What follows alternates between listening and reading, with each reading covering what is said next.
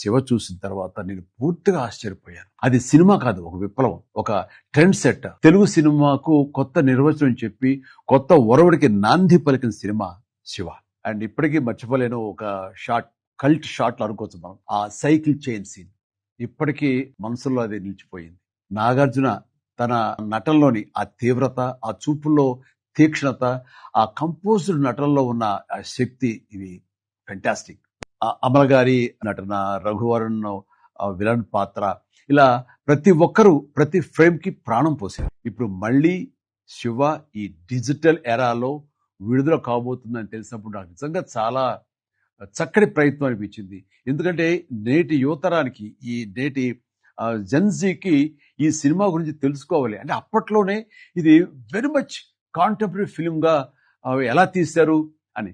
Really it is a timeless film. మనం ముఖ్యంగా మాట్లాడుకోవాల్సిన వ్యక్తి రామ్ గోపాల్ వర్మ.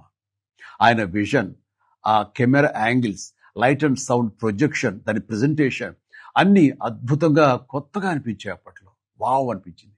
ఆ రోజే నాకు అనిపించింది ఈ యువ దర్శకుడు తెలుగు సినిమా భవిష్యత్ అని. Heads off to Ram Gopal Varma. మొత్తం శివ టీమ్ కి నా హృదయపూర్వక శుభాకాంక్షలు and all the very best. ఈ రిలీజ్ తో తెలుగు సినిమా ఎంత అడ్వాన్స్డ్ గా ఉందో ఈ కొత్త తరానికి తెలియాలి, తెలుస్తుంది అనుకుంటున్నాను. అలాగే తెలుగు సినిమా ఉన్నంతకాలం శివ చిరంజీవిలా చిరస్మరణీయం.